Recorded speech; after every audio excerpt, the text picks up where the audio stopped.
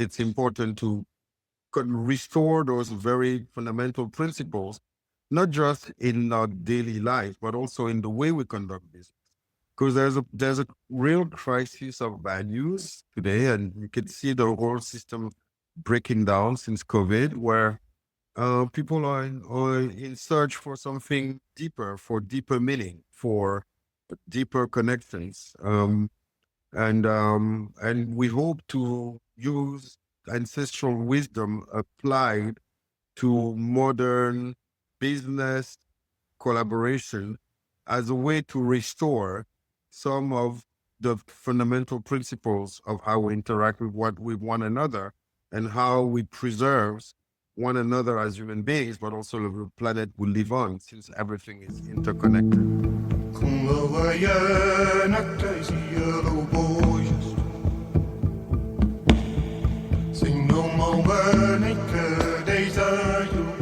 Hi, I'm Rudy, and this is Voices of Emergence. Together with my co-host Alex de Carvalho, we're honored to welcome Mamadou Touré. Mamadou is the founder of Ubuntu Tribe, a movement and fintech platform inspired by the Ubuntu philosophy, I am because we are. His work brings blockchain and real assets like gold into the service of shared prosperity, aiming to create more inclusive and transparent economic systems.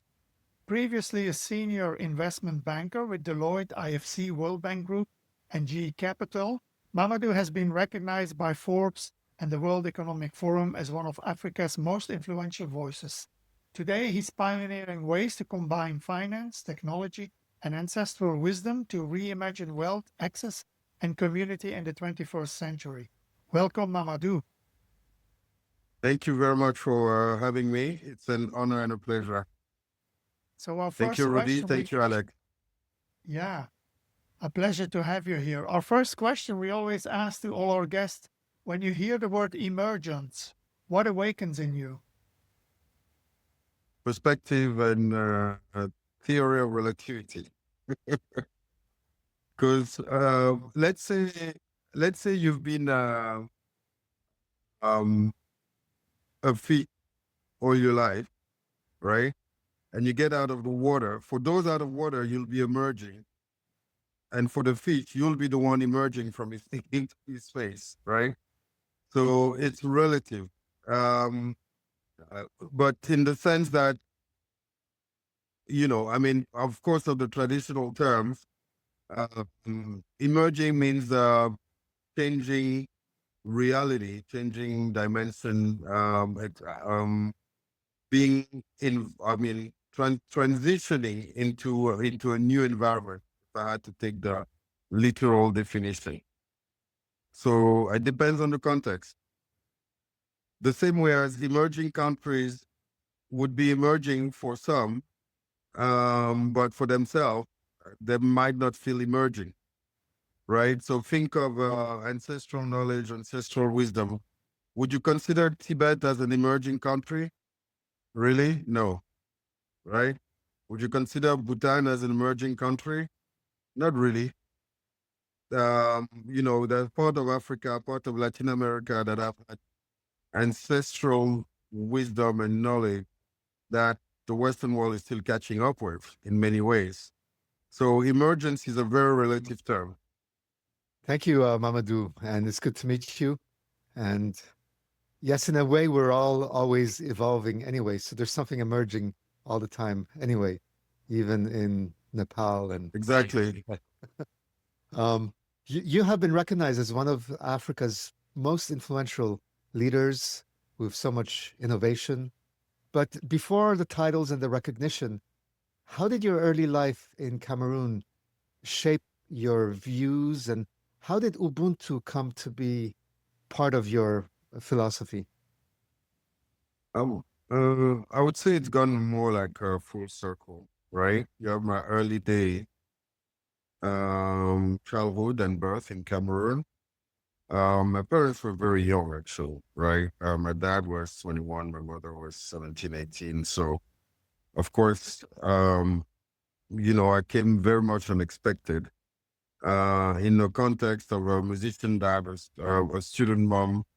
We were on a Catholic side and on my mom's side and a Muslim side on my dad's side. So I was born within the complexity and the beauty of diversity that I had to kind of merge within into a sense of unity and integrating all those pieces of what influenced me into becoming the young child and growing into adolescence. So, but it was also beautiful because the first thing you know at a very early age is that there is no one truth. That's why when you ask me about emergence, I cannot help to ask you from which perspective. Because very early I've had to learn that, I would go to the mosque on Friday with one side of the family and to church on Sunday with the other side of the family. I would speak already 2, 3 different languages because I was first raised by one side and then until 3, 4, and then the other side until 7, 8 or something like that. So naturally, it was about learning to adapt, learning, embracing tolerance. And more importantly, I think I remember telling my grandmas, because one grandma was Catholic, the other, which were the both who really spent more time with me since my mom was still going to school.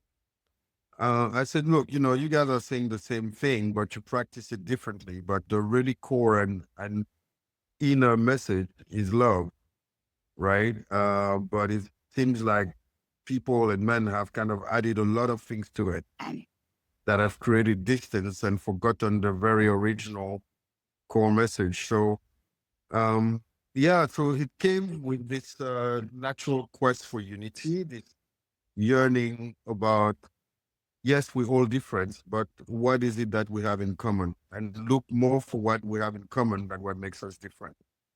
And then, growing up in France was another whole different experience, right? Where suddenly family became a nucleus. It was no longer the uncles, the grandma, everyone, like this expression, it takes a village to raise a child, right? It turned out it evolved, living in Europe and growing up in Paris, like it takes a household to raise a child. Very, very, very different, right? And in that sense, I was yearning to go back to Africa in the sense that because it was my childhood, everything I was experiencing from there on was just in comparison to what I've known as a child, right? And by bringing this comparison, therefore, your childhood and your connection to the motherland, as far as I was concerned, never left me because it came all the time in comparison to my current life. And I did have that quest to go back to Africa, and that's really, I told my mom, I think I just finished with KPM. I finished with KPMG. I was investment banking with BNP Paribas, doing mergers and acquisitions, government advisory. And I got this job offer from the World Bank, who approached me to join and be between Johannesburg and Washington in charge of investment in telecom media technologies. And I told my mom, look, I'm going back to the motherland. And she looked at me very emotional and tears in her eyes. And I said, why are you so emotional about it? And she said, look, when you arrived in France, you told me that one day you were so amazed by the level of development and all the infrastructure and the wealth that you said one day you'll go back to Africa and make sure it looks just like this, even better. And since I was going to do development in the largest global development finance institution, she felt I was getting closer to my dream, right? And then being in Africa at the time was, of course, a reconnection, but I went not in Cameroon, not in West or Central. I went deep south in South Africa and in Johannesburg, spending time a lot, of course, there, covering the whole, traveling across the continent. That's where I really had the chance to connect with Ubuntu, right? And I was lucky because as much I was doing those investments and looking at development projects, I always had this dual life where I felt like I needed to do more than just my job. So I started this organization called Africa 2.0. which was a non-for-profit organization gathering young leaders from Africa and the diaspora to come up with a vision for the continent carried by our generation. And I was introduced to people like Desmond Tutu, Nelson Mandela, and that was really my initiation, my rite of passage, if I may, through the Ubuntu philosophy, right? And this sense and that I am because we are, that you don't exist in isolation, that we are all interconnected, and therefore anything we do needs to take the whole into consideration versus the individual. And it was a turning point for me. Since, yes, I was doing development banking, I would say. Yes, I was leading of a major non-for-profit organization. But in that spirit of Ubuntu, I felt the need, and that was linked back to my childhood, of how do I bring all that into one, right? How am I this, hardcore investment banker and social activist at night, so I also, and that's why I decided to launch my own venture called First Ubuntu Capital, which was advising leading firms to kind of, when they deploy capital, to combine financial and social return for a longer, deeper, stronger legacy and wealth redistribution. Ubuntu Capital, in the sense that, yes, it's not just about financial return. It's about understanding the 7 forms of capital, right? Yes, you have financial capital, but you also have social capital. Your network is your net worth. You have historical capital. I was talking earlier about Bhutan, Tibet, who have a long tradition that you will see in the Himalayas that have made them very strong. You have also cultural capital, right? You have also human capital, natural capital. So how do we embrace all that into one? Because all that are interconnected, and it's generally nations and people who strive combine first the other forms of capital before generating the actual financial capital, right? And how do we take a holistic perspective and restoring value where value was lost, where we've made a paper an alternative God, for forgetting that the godmother, Pachamama, and Mother Earth was the first, provider of abundance, and living in the concept that we've been made to believe that we live in a world of scarcity, and therefore have to fight against one another and make sure we eliminate the others because there's not enough for everyone. How do we kind of address that? And Ubuntu, in that sense, really represented that very ancient African philosophies, which is one of the most ancient words known to humanity, right? And when you look at the etymology of the word Ubuntu, and the inspiration, of course, I got from great leaders like Nelson Mandela, Graça Machel, President Obasanjo, Desmond Tutu, I could only see that far because I sat on the shoulders of giants like like Newton mentioned, right? So when you look at the word Ubuntu itself, it's the DNA of how we should engage, interact, collaborate with one another to ensure long-standing prosperity. And within those lines, even if you look at the etymology of the word Ubuntu, Ubuntu, actually, if you break it down, means Abba Netu, right? Abba is a word that you find in Arabic, in Aramean, in Hebrew, which means from. So you have variations, Ib, Ab, etc., right? And Netu actually is an ancient Kemetic word from ancient Egypt that refers to the Neterus. And the Neterus in ancient Egypt were the gods. That's what the names of the god, the name of all the gods of ancient Egypt. And funny enough, Neteru is the word that gave Natura, right? And when you say Abba Netu, ultimately you say the divine creations of the gods. right? We are, and if God made us at our image in this sense, then we have the responsibility to act in a divine, with a divine purpose, right? And as we now start understanding all that, it's just, words carry energy. That's what they say at the beginning was the verb, right? Um, and in that sense, with the sound and with the message is for us not to never forget where we come from, so that we never lose our way wherever we go.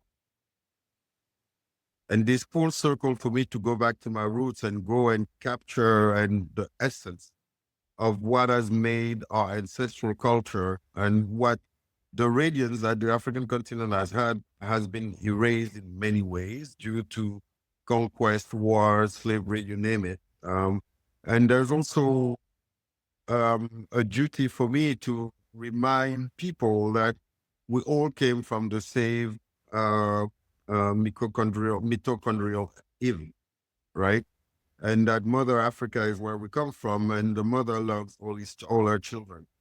And as such, it's important to restore those very fundamental principles, not just in our daily life, but also in the way we conduct business.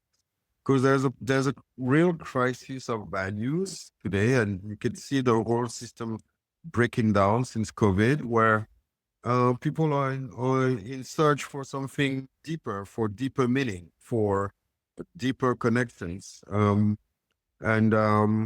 we hope to use ancestral wisdom applied to modern business collaboration as a way to restore some of the fundamental principles of how we interact with one another and how we preserve one another as human beings, but also the planet we live on, since everything is interconnected. It was a long response for a short question. Apologies. No, beautiful, Mamadou. It's really important that these stories get to be told. The other day we had a podcast also with Bayo Akomolafe, and he explained also that he, in his journey, at some point, he really decided to go and deepen, his Yoruba cosmology, and ancestral wisdom and stories. And it's so beautiful to witness actually and be in conversation with people like him and also you that actually challenge the whole Western view of things, right? Because we are so conditioned in these Western principles, also economic, the economic force is now basically leading everything. And so with a lot of people that are disconnecting or feeling disconnected and they want to go back to, original or indigenous wisdom, sitting in circles and connecting and belong. They have that feeling of belonging.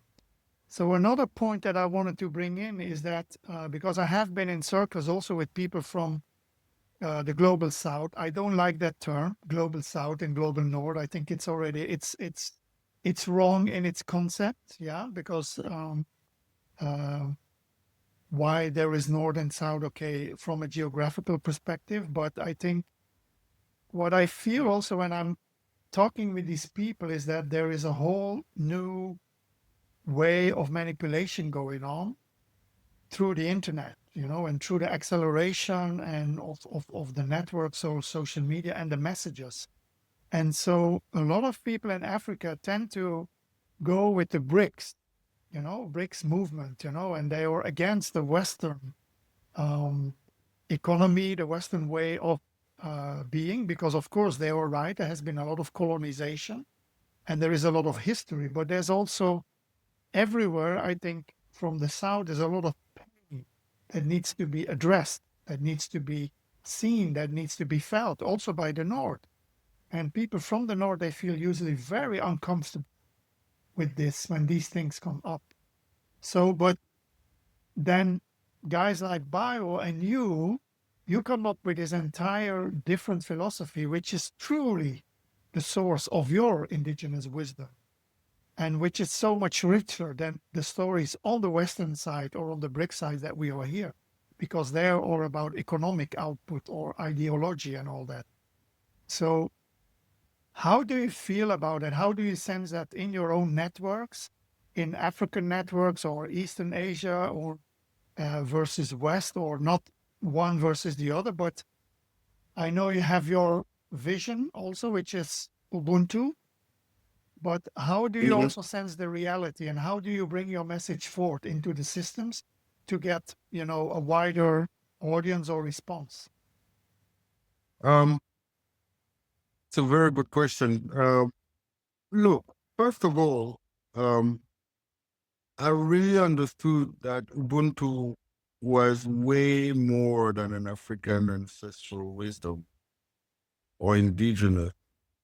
When I started engaging with other cultures, regions, continents, because I realized that it might be from my own town, because yes, in Africa you have Ubuntu, in Zimbabwe, in Rwanda there's Ubuntu, in Congo they say Abatu, in Swahili they say Utu, various variants that go across the continent, right? But then you explore the Mayan Empire and the Mayan indigenous, and they would tell you about Lak'ech and Lak'ech. I am you and you are me. You would go to India like I did, and they would tell you about Namaste, where the divinity in me is the divinity in you, right? So there is this lost memory of unity, of universality, of beyond awakening, it's enlightenment into the concept of all is one and one is all, right? And the court, depending on your region and depending on your leadership or your level of dominance um, of a certain group for a certain period of time, memory has been more or less erased, right? And I think there's first, yes, you can talk about the global north. You can also say, okay, and with that Hopi prophecy or history who said, God gave um, um, earth to the yellow, to the red in Latin America, water to the blacks in Africa, air to the yellow in Asia, right? And fire to the white in the north, right? Yeah, everybody has something to bring. That's the first thing that we need not to forget. What has been forgotten is how was it before the memory was erased? And, having grown up in the North, I've seen hospitality, I've seen humanist values. You have things that are obviously very strong and very powerful, and that came from a good intention in terms of wanting to spread them, right? There's been this century of the enlightened, there's been a lot of things, but there were probably things even deeper before, right? I spent time into the extreme north of Europe, and then you discover the ruins, right? You discover Asgard, Thor, all those things. And then you realize, oh, there's a lot of similarities even with some of the gods in ancient Egypt, right? With some of the deity that you would see in the Yoruba, to Oshun, all of those things, right? With Thor, and then you realize people have just forgotten, right? And then you kind of explore deeper into Panja, right? And that lost ancestral time where we were just one block, where we were one. And people say, yeah, civilizations arrive, get destroyed, and new ones come. And you would hear about the Hyperboreans, who would be now in the current Russia, right? You would hear about the Lemurians, who would be historically around the Pacific, and the Atlanteans, who would be somehow around the Atlantic or Northwest, North Africa, or at the, like my friend in Ibiza would say, at Las Vedras, which is the gateway to Atlantis. So there is something that unites us all. there is a common memory that we have a responsibility to explore. What we've forgotten is not to let our ego be on our own way. And you know, I've had the chance to meet you in Ibiza with the community in the north, and you would see that all of those people who have reached a certain level have had to deprogram themselves, right? And have had to forget who they think they were before becoming who they truly are, or aspire to be, or reconnect to their higher self, right? Now, there's a lot of system in place being deployed to make sure that people don't get there, right? And I think that's also why people like yourselves, Alex, Rudy, myself, have also a responsibility to help people remember. And when you think about remembering, it's remember, right? So it's members like Osiris, right? Like you had to bring all the 14 pieces to revive, right? And maybe that's the responsibility right now. Yes, there is a natural divide and conquer. Yes, there is pain. I'm not gonna deny that. And it's very hard. I mean, as an African, and as I also meet, African American who still heavily carry the pain, the atrocious pain of slavery in many ways. And some fail to kind of go beyond that, right?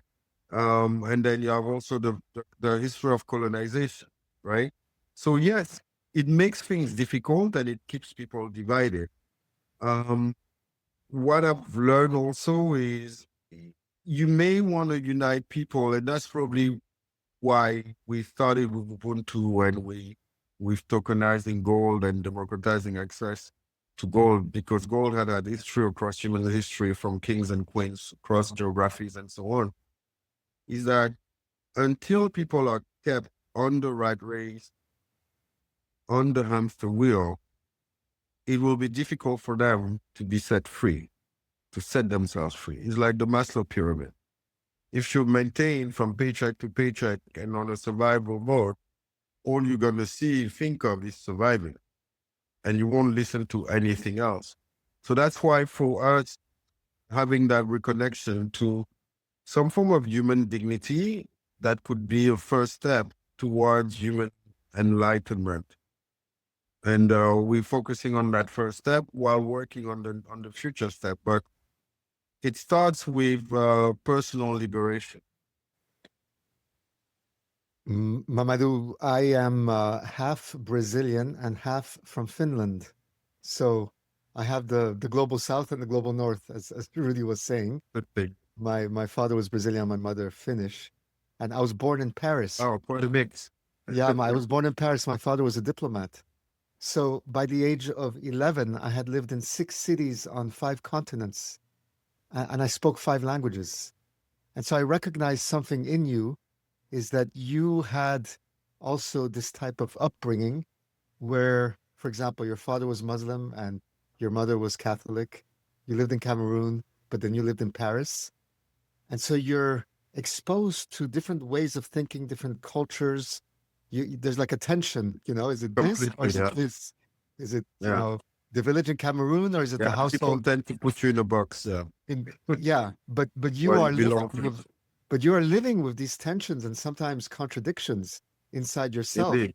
And you have to find a way to create, your own sense of what is real and how to go about. And so I see myself often as like a bridge between cultures, between, belief systems, because I grew up having to do that.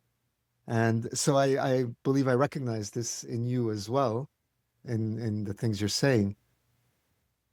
So one of these things is that you worked in, let's say, traditional Western finance, at the IFC or KPMG or, GA Capital. And now you have Ubuntu Capital or Ubuntu Tribe. So what is different about, like, what are the new values? For example, I live in the United States, where the values are very strongly individualistic. And here you're talking about collective values. Like, Yeah. how do you move into the idea of shared prosperity instead of individual prosperity? Um, and how Yeah, I does, mean, yeah, it's the fundamental question I had, which led to everything I've been doing now. Indeed, because I'm a definitely a product of the training and the conditioning I received from Western finance, right? And I had to kind of go through this existential crisis personally and look at what it really brought, right? And come to the conclusion that if it was done to help people escape the poverty trap and live in some form of prosperity, it has failed somehow, right? And then I had to go look at why did it fail? And then there's a few reasons behind that, right? There are those that are practical, right? Which is the way it was designed was based on two postulates that are based de facto on implicit inequality and accepting that inequality. Why? Because one is collateral, right? I'm not gonna, in traditional Western finance, because I'm risking my money with you, I see it as a risk. That's already a very big difference in mindset. If you look at the Sukuk model, Islamic finance, people don't want interest, right? The model is, I'm actually giving it to you, but if you do well, don't forget about me. So the very postulate of why and how it's been, where money and funds are being distributed, come in the Western finance from a thing of if I part myself with my wealth, it would make me less. Since it's going to make me less, it's a risk. And since it's a risk, how do I protect myself by giving it to you so that the risk is minimized? In Islamic finance, it's a different concept. Is okay, you are in need. How can I help you? And I know you may not be able to pay it back. And I know that if I apply interest to you, regardless, I put you in a potential position of failure. And in order to avoid putting you in terms of failure, I'm not going to charge you interest. You repay me when you have succeeded. And therefore, you give me more because you've succeeded. Those two mindset and culture are completely different. I haven't even touched what I call the African finance model yet. I'm just telling you about, and that it's based within the Western culture on a hyper celebration of the individual versus the collective, right? Where you exist because you've dominated and you exist in opposition to others. And therefore, to maintain your own existence, you see you are in a survival mode you don't even realize because you see helping others as a risk for you, right? Now, when you look at those two models, I mentioned collateral. The other thing of Western finance, which is asymmetry of information. Why do I mean by that? In addition to collateral, the other postulate asymmetry of information is I know something that you don't know. And when you look at the Rothschild during the Napoleonic Wars, etc., it looks like they were on both sides, and there are some key people on the battlefield, whether it was in Waterloo and Austerlitz and in those places. And they would get the news before everyone else.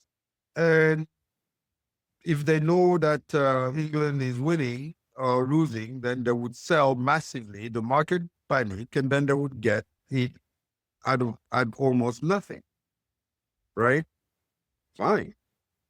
Now, because they had information that others don't. And therefore, if information is no longer a commodity, but an asset, then you're going to not share the information and you'll keep it for yourself so that you can accumulate. So it was based on the principle of accumulation. And the problem is, I was looking at a chart yesterday that was explaining, and I think everybody knows that, the top 2% on the planet owns 80% of the wealth, literally, right? Okay, because the system, not that people are bad, it's just that the way the system is designed is not based on redistribution, it's based on accumulation at the expenses of others.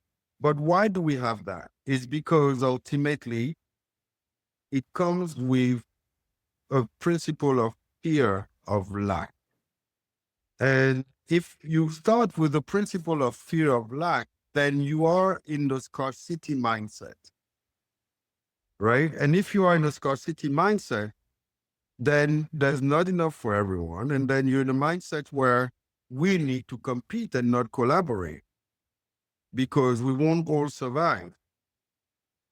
Now, that's the reality. Now, would people be to blame? I don't know. Now you can always say, look, in the north they have tough conditions, winters, whatever you name it. There are many ways to excuse this, but this is a reality, right? Now, in the African context, when it comes to Ubuntu, the mindset also is very different. And I'm sure you know the story of this archaeologist who was in Africa and organized a small competition among the kids, put a basket of candy at the end of a track and say the first one who get to the finish line among you kids will get the basket of candy. And guess what the kids do? They kind of gathered and spoke one another for a second because they were a bit surprised by the request, by the query. You know what they did? They held hands and ran together to the basket of candy so that everyone could get a candy. And then the archaeologist was like, shocked. Of course he was a Westerner. He said, but why did you do that? You could have had all the candies for yourself. Do you know what the kids responded? Ubuntu. And the archaeologist said, what do you mean? And the kids say, Ubuntu. How can I be happy if the others are not happy? Right? And that's a whole completely different model because it's circular, it's holistic. And in that sense, Western finance, in my opinion, has lost its way. That's why you have crisis after crisis after crisis, because it's imbalanced. If one side is frustrated, it will tip the balance. And then because you have strength, power, money, guns, then you'll try and maintain it. But there's only so long that you will remain balanced until the next crisis. Watch the next 6 to 9 months what's going to happen to the global financial market. And in that sense, Western finance is linear. It has an approach of linear causality and linear logic. While you bring those ancient fundamental values and principles like Ubuntu, you call in quantum. You calling entanglement is that I don't know where you are, but somehow anything I do now is affecting you somewhere. It's hyper-intuitive, ancestral, original, universal principle, which is, in my opinion, the key for a long-standing prosperity for humanity. And as you know, we're entering the golden age, passing the Pisces era, entering the Aquarius age. It's an era of information. Guess what? Information is going to be available to everyone. We have AI, we have all those things. And we have blockchain where you can't cheat anymore. There's phases where you could do things in the dark, is slowly going to vanish out. And it requires a new paradigm. It requires a new understanding. And it requires also, it comes with a more enlightened species, a better informed species, a species that is now connected by internet and that understands its power as a collective through those interconnections. And because that this interconnection is happening, then you get a greater sense of the whole. Look at Palestine today. Very few have anything to do with it, but everybody feels concerned about it. is the birth of a human planetary consciousness that is rising. And like Luther King would say, injustice anywhere is injustice everywhere. So many of us were already advanced. We are catching up with that level of advanced consciousness. And what I would call the holistic, and I call that regenerative finance. And Ubuntu philosophy, Ubuntu Tribe, our gift gold token is we worked, architected it around this principle of regeneration. What do I mean by that? It means that yes, everyone can buy a gold-backed token from as low as 10 cents. Yes, you don't need a laptop because not everybody can afford one. You can buy it from a mobile phone. And no more need to get a gold bar of $100,000 kilo when you know that gold has gained 10,000% since Nixon in 71, 1,000% since 2000, 100% or 120% over the past 5 years, 40% just to the level the beginning of the year, but only a few had access to this asset. Besides those who wanted to buy gold rings and earrings and jewelry. Now you have an asset that could be the bedrock, give you the collateral that I was talking to about earlier.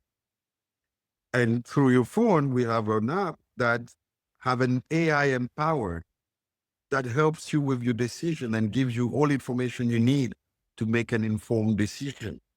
By creating this level playing field, you regenerate. But when we say regenerate finance, it's not just people buying bullion gold that where you have people dying with child labor and with mercury polluting. No, we decided to not just like most people just buy gold. No, we build a traceable supply chain on the blockchain. We went to look for technologies that allow to extract with zero mercury, zero cyanide. And within our model, 10% of transaction fees are redistributed to those communities for them to build social infrastructure, schools, mini hospitals or dispensaries, while protecting the planet and redistributing the wealth. In that sense, it's regenerative and is not extractive. And in that sense, it's holistic. It's quantum. It's understanding that everything I do here impacts in so many places. How can I work alone or with others to make sure that whichever place is impact gets also impacted positively? Western finance is linear. Ubuntu finance is regenerative, it's quantum, it's holistic, it's interconnected. Because the world we're going into is interconnected. The new era for new models and new paradigm.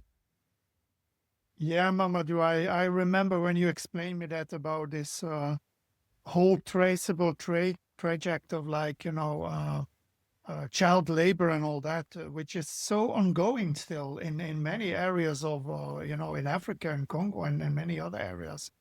It's just incredible that these things stay hidden somehow, Yes, and everybody has an iPhone. Yeah. But you don't know when you carry your iPhone how many people have suffered for, and that's why we want to change. We're changing the model and making sure that all the way, all along, all across, everybody wins. That's Ubuntu.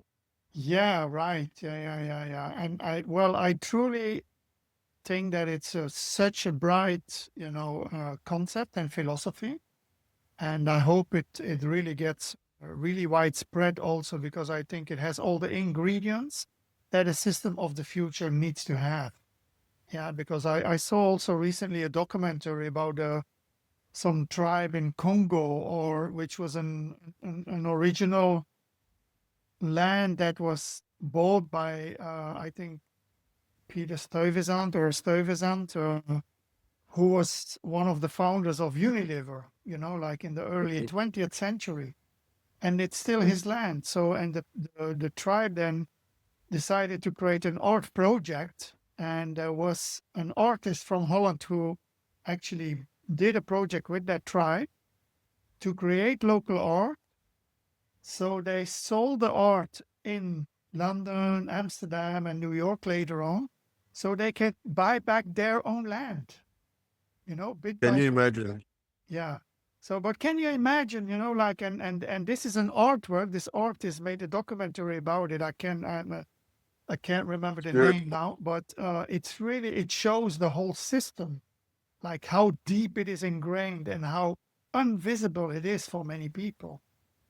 So and I think that's why also where we connect is that I think we are all people who understood that these systems cannot function any longer for future generations, and we are already building and preparing and putting the seeds for the future.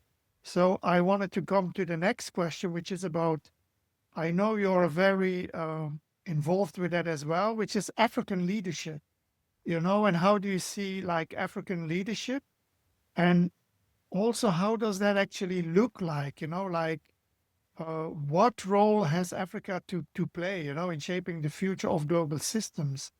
And what does Pan-African leadership look like for you today? And also, do you see African youth as the driving force for, this new kind of leadership? Because I know there's tremendous youth rising in, especially sub-Saharan Africa. And so how do you see all that?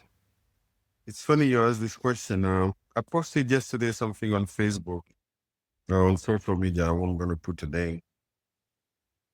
And it was the lyrics of this song, which is absolutely not African, but that could be through its essence. Is The Sound of Silence by Simon and Garfunkel. And at the end, the last phrase says, the words of the prophets were written on the subways walls and tenement halls, right? I found it extremely powerful. Why? Because it reminds us that change may not always come from where we expect. We look at the head, it might come from the hands, or from the feet, or from the heart of the nation itself, the youth, right? Yes, there's been frustration for a very long time, although it's changing in some countries like Burkina Faso, Mali, Niger, and a few others, with African leadership. But I want to put things in perspective, right? Those same leaders were put in place by the same colonizers. I'm going to tell you, and those who wanted true independence and emancipation, like Thomas Sankara, killed. Patrice Lumumba, killed. Steve Biko, killed. Right? So let's say there is quote unquote, maybe it's not the actual leaders, right? Who was leading the country during that time?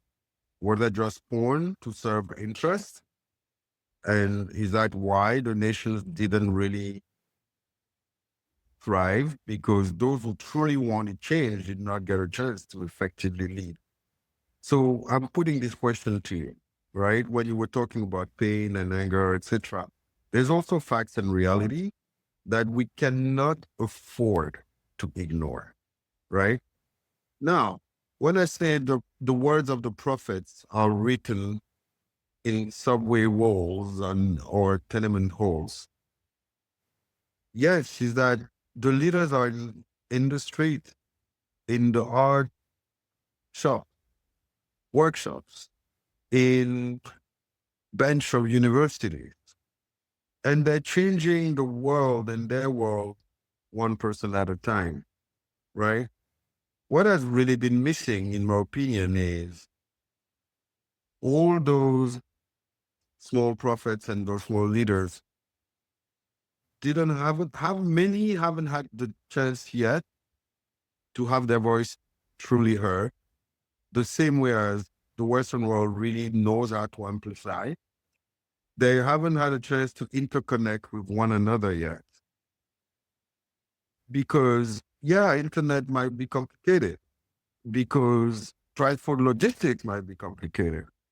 But, when consciousness rises, leadership finds its way. And, we were talking about gold earlier. It takes millions of years for it to leave the crux of the earth before reaching to the surface, right?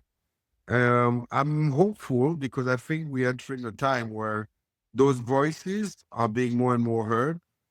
The leadership also, who has been maintaining a lot of those people in power, is also understanding that there's a need for change, that the voices of the people are getting louder and louder, that the need for emancipation is becoming an imperative, right? And the leaders in place on site might be a bit slower in some cases to understand, but we're seeing some change happening that reminds us that leadership is not always where we think it is, right? If you look at the ingenuity of Africa, we've not much in so many fields coming with so powerful and beautiful creative solutions. It gives hope. And I love this quote that says, which links probably to this thing of the prophet. The words of the prophets are written in subway walls and in tenement halls. That quote that both of you definitely know, that says the next Buddha will be a community, right? I think with actions like what you're doing, what many of us are doing, as they start interconnecting with one another, it should ignite an inflection point. I don't think we're far from that inflection point. And when it comes to Africa, people should never forget. And I'm sure you remember this cover of The Economist 20 plus years ago that said the hopeless continent. It made me so furious. We are 2025 today, and people don't realize that in 15 years, there's going to be 2 billion Africans. Over one generation in 2050, 7 out of 10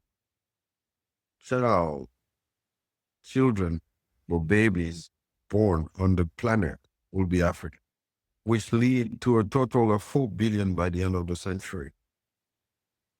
So, yes, new era is coming, new blood is rising, and new hope is forming. And whether we want it or not, the future of our species lands at the feet of the mother who gave us birth.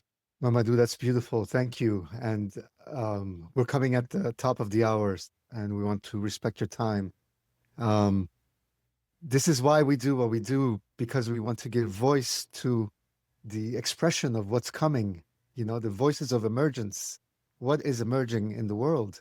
If we see that it's in a time of transformation or collapse, we're going through something in the world right now, but you're pointing out that there's a higher consciousness coming online. There's like a planetary consciousness that is aware of the collective shadows and is now trying to deal with it and integrate it. And words have power. The system is called the economy. To economize means scarcity. There's not enough, so I must economize. So we are all brought up and programmed into something called the economy. And I find that so mind-blowing, because what if we had been grown up into the abundance? Or what if we grew into the Ubuntu? But that's not what happened, right? And words have power. So my question to you, and maybe it's the last question because we're at the top of the hour, is... No, let's go. I mean, I'm enjoying this conversation. So please. Thank you. Well, and I was late, so I apologize. Well, no, thank you for your time, and I'm really enjoying this. And there's so many concepts you're bringing, and so it's such a rich discussion. For me, the question here would be, what is dying in the old world and what wants to be born in the new, let's say, economic story or financial story? Thank you. So I love what you said about economy, and maybe let's go to the etymology of the word economy. It actually comes from the Greek oiko, nomos. And in Greek, oiko is the house and nomos is the laws. So economy would literally means the laws of the house, right? The laws of the home or the rules. Um, Now, the problem of such a definition of such a word is that, again, it focuses on the individual or on the nucleus and fails to look at the bigger picture. Because, yeah, within the household, if I may, it's about making sure you get the resources to have food on the table every evening or every day or whatever. Forgetting that you might live in a neighborhood and today you might not have salt, but your neighbor would have. Forgetting that actually if you go 2-3 kilometers away, there might be some mango trees or whatever, right? And I think that's the part that was forgotten in the definition, right? In the understanding, again, that first, we're not alone. And it's a blessing, not a curse. And that the other is not the enemy, but might be your savior. Once you see that paradigm, then you're okay to share, right? And what is dying today, we just published this goal for all report. That received a lot of very good accolades and real excitement, right? Why? Because in there we show that the actual system is built on a house of cards driven by perception, right? And I think finance is all about perception, is all about emotional reaction to an information that may or may not be true, but that can be manipulated to get you to act in a particular way. So it goes all the way back to transparency, right? And that transparency is linked to integrity and to humility. Acknowledge that, yes, maybe there's not enough where I am, but if I'm kind enough, others might provide me what I need versus me to go and destroy them to take it from them, right? And I think, and we have this whole war narrative looming and so on, and that people struggle to buy into anymore, right? I think that's the part that is dying. I think there is a need, a deeper calling from people to seek for the truth, to seek to what is true versus what they're being told, and to follow more the intuition. And remember, intuition is intuitu, which means the truth in you, right? And if everyone then goes to that inner truth, then they connect much stronger and much faster, right? Than if they do from the brain point of view, right? And I think what is dying is the illusion that is being presented. What is rising is the quest for truth to make space to the idea that we are one and there is enough for all of us. Now, the other emerging thing is the technology to prove it. Let me bring you back to Malthus, since you're talking about economy, right? Malthus was this British economist. I mean, they were all somehow paid in many ways by, right, for their studies, let's say. And he said, at the time in the 19th century, we all going to die because um, population is growing geometrically and food production is growing arithmetic. So if I have to do it for you, it would be something like that, right? So, okay, okay. So, yeah, okay. So that's the food production and that the population production. So if you have that like that, then basically you won't have enough food for everyone. So people started panicking and storing, and then the prices went up. That's smart. But guess what? Something was forgotten along the way is that technology might move exponentially. And we are in this era where we have the technology to restore transparency. Blockchain is literally a primitive technology to record transaction, a bit like the Akashic record in a way. And I was explaining that somewhere, right? AI is this connection to this.